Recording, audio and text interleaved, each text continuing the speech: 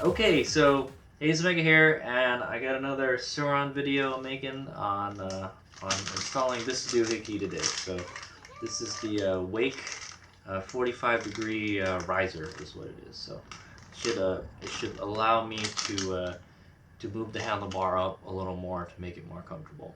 I always felt that if you're a taller rider, you know, or you got long legs, it's better to put taller bars.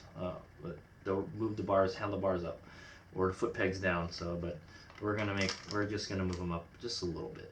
It looks like it'll rise about like an inch and a half, almost like 2 inches. So. All right. So this is the part in question right here. This is what we'll be installing today, in place of the one that's on the Suron. So it's very much like installing it is a mountain bike riser is what it is.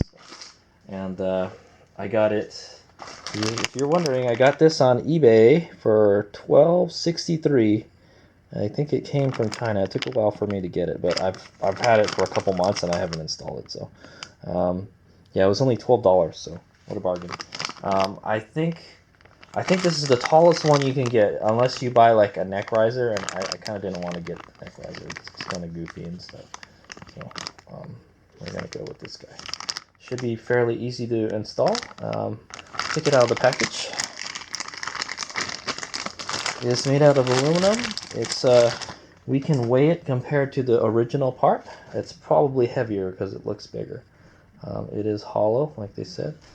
You can stick your finger. I can stick my finger in it right there. It's made by a company named Wake. I think it is a Chinese company. I'm not sure because it came from China. It says 3D forged. It says 90 millimeter, 45 degrees. So it rises. I think it sticks. It goes out 90. I'm not sure what the 90 millimeters is. I think it might be the distance from here to here, but it rises it up in a 45-degree angle. So it'll move the handlebar forward a little bit, but also up and forward as well. I guess you could install it backwards if you wanted to move the handlebar back too. That would be interesting. But yeah, so this one has two bolts for the clamps here, and then 4 bolts for the clamp that goes to the handlebar. There are no torque specs on it, so I guess we'll just have to go over use the Suron specs, I guess. All right, so let's go get installed. Okay, so immediately I can already see a problem. I have to take my Suron number plate out because I cannot get access to the handlebar bolts for the stock one.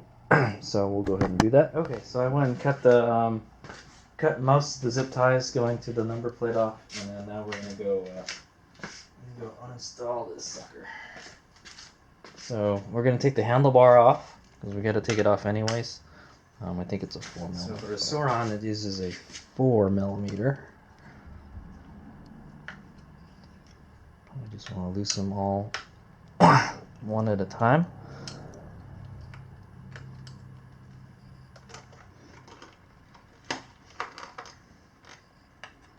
Got all these wires and crap in the way now.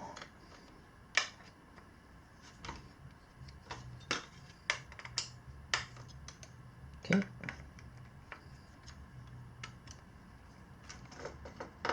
Alright, oh yeah, hopefully you remember how your handlebars were orientated. Start taking out all the screws. Make sure you save them.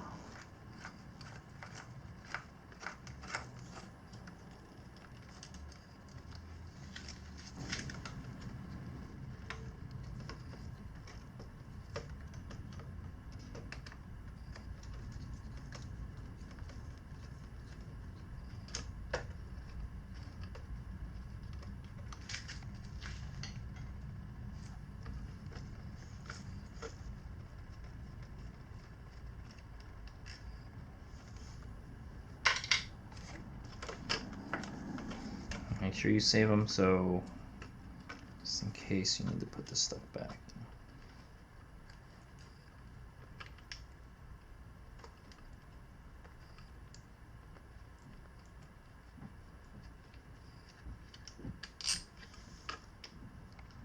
Okay, 4 bolts are off.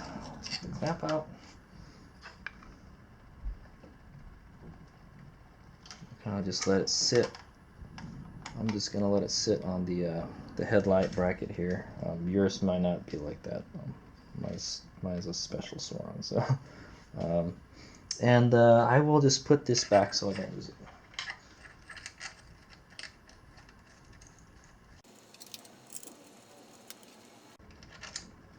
It is a pretty nice handlebar clamp. I like its design. It's cool looking. It's pretty beefy. I've dumped the bike once pretty hard and hasn't broken, so.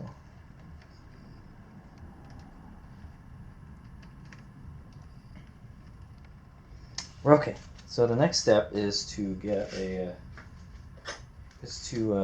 undo the top clamp here. So I mean, we pretty much can just take it off right now, but this is going to keep it from coming off. So you got to take that out. Your forks, your wheels should be on the ground, but I don't think the forks will fall all the way through because the top clamp holds it in. If this top clamp is tight, it's not going to do it. And you won't have to worry about setting the adjusting your headset bearings because this doesn't affect it. What really affects it is right here. I mean, this does, but it doesn't. You have to actually loosen these clamps first on the upper triple tree clamp. So don't worry about that. I have actually adjusted the headset bearings on this, by the way, and it's a little more complicated than a road bike.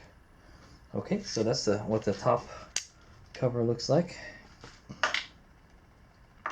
Stem nut or stem something. Okay, so now we got to take the so before I take this apart, I'm gonna scribe where I think the top part is. So this is what it looks like from the top. I'm gonna scribe the very bottom here and the very top. So the bottom and the top. So I kind of know how to orient it.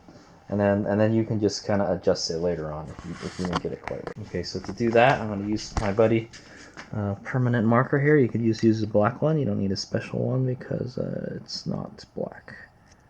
Okay, so this is the 6 o'clock position right here, and you just want to go straight across to the 12 o'clock. Hopefully these don't rub off. So that is pretty close. Doesn't have to be perfect. You can, like I said, we can adjust it later. Okay, now we're gonna go ahead and looks good to me. Okay, so I think there's a 4mm nuts or bolts back here. We'll just go loosen those and then we'll.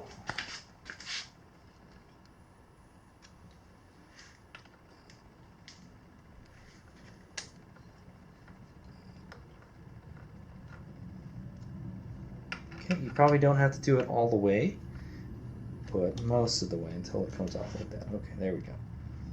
So there it is. That is the stock unit. At least I think it's a stock unit. It doesn't say Sauron on it anywhere, or does it? Oh, it's a specialized. Oh, this is not a stock part. Okay, well, whatever then. Yeah, it's a specialized on it. They'd already changed this, man. But so honestly, I don't even know what the stock one looks like because I never had it. The previous owner changed a bunch of parts on my bike, and I'm still figuring out what he's changed, you know. But this is a specialized part. I don't think it's a specialized right there. It's hard to see in the light, but I'll tell you now. It says specialized on it, so I was like, specialized? That's not Sauron doesn't use specialized parts, do they? I don't know. But anyway. So this is not a stock part apparently, but we're gonna replace it. Like I said, there should be a spacer here. Yeah, so leave that. Oh, I don't know. It's a good question. How was this before now? Oh yeah, there's a torque spec here, 40 inch-pounds. So we'll probably just do 40 inch-pounds. That's cool. The other one doesn't have torque spec. So anyway, so that's how it was on there, and it just slips off right there. Pretty easy. So I think you want. You can actually set the height too. You can set the height a little bit depending on how much of the stem you have sticking out there. And this is what, and I guess this is what they use as spacer. So we're gonna try and use that, but you just gotta remember you gotta have a little bit of a gap here, like this one. So this is about, I don't know, that's like a 5 millimeter, 6 millimeter gap. So just make sure you got a gap, and the gap I'm talking about is from the stem to the clamp right here. So you want a little bit of a gap from between here to the top of the clamp. Okay, so we'll go set that aside. Actually, let's go compare it. Okay, so these are two handlebar clamps side by side. So this is, like I said, this one's a specialized one. I was actually admiring how nice it looked. It's not even a stock one, dude. It says 45. I don't know what that means. Like, that's not a 45-degree angle. It looks like a 90-degree angle to me. I think the 45 is like that. See, this is the 45. This is the 45-degree angle right there. Goes out 45 degrees. So as you can see, compared to the old one, it's gonna be sticking out a little bit farther forward, and it's gonna be taller. It's gonna be taller by like an inch or something. So that's good. That's what we're looking for. So we want it taller. I don't necessarily want it more out, but that's okay. I'll be fine.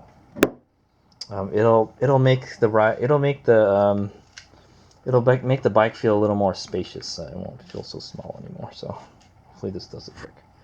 All right, so so before we install this, for scientific reasons, let's check and see how much this original one weighs. Specialized one weighs 4.2 ounces, like nothing. Like I said, isn't it a thing of beauty though? And then the Wake one weighs, the one we're going to install now, 7.8 ounces, almost twice as much. But if you look at it, yeah, obviously it's much bigger. It feels beefier too. It's got like, it seems beefier. Everything just seems thicker on it. So it's probably, I don't know. It has to be stronger than that one, because that one is a lot smaller. This one's a lot longer. So it's a little bit longer.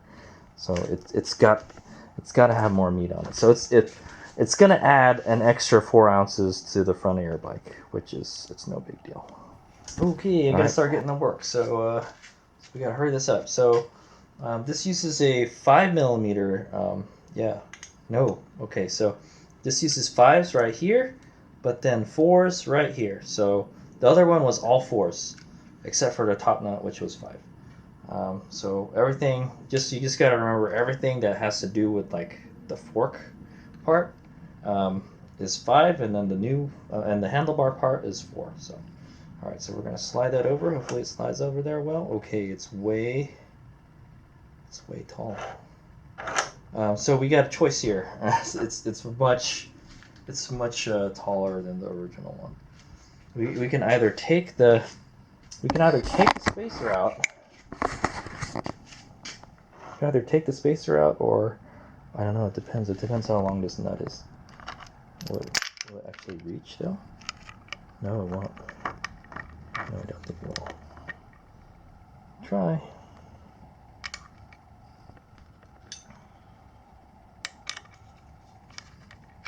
No, it doesn't fit. Okay, so we got a little problem. So now we have to reset the height, or we could just take this spacer out. So we're gonna wind up taking the spacer out, because it's too long. The neck here, that all the way on there. I think alternatively, if you wanted to make it much lower, you could flip it over too. If you wanted to go for like kind of like a racer look. So that looks fine. That's about as high as it was before. So we don't have to use any spacers, is what's going on here. And then so what I'm gonna do is line up the 6 o'clock position with the notch for the clamp on the bottom, and then tighten it. And hopefully that's pretty straight. It looks like it'll be fine. like I said, we can adjust it later. Okay, so I'm gonna go ahead and start tightening up the clamp. Maybe we'll just get a little bit, we'll snug it just a little bit first. It looks like you have to tighten it quite a bit. It's important to tighten them one at a time too, alternating. So it's already pretty tight. Let's see, move a little. Okay, so.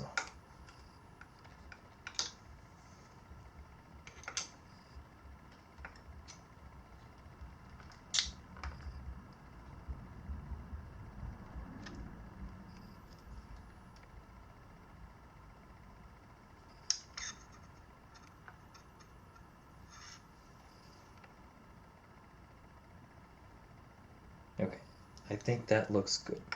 So I'm going to go ahead and snug it, and then we'll go ahead and torque it. Okay, so the other one said 40 inch-pounds, so that's what we'll do with this one also. That one was also had 2 bolts on the stem, so so we'll go ahead and use 40 foot-pounds as the torque. There's no listed torque rating for this one. Usually, supposedly, most of the time they print it on the part itself. Okay, I got my torque wrench set around for what's the word? About 40 inch-pounds. Oh, it's really close to the adjuster. It's fine. Okay, and so you want to make sure you do both at the same, both a little bit at a time. So, oh, okay, that one's good.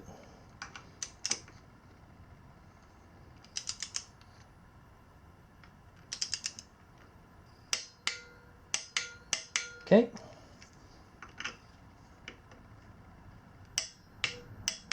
Okay, and I'm gonna do it one more time just to be sure. Okay, that's good. Okay, so that should be pretty close to what it should be. I don't know if that's totally straight, but like I said, you can adjust it later.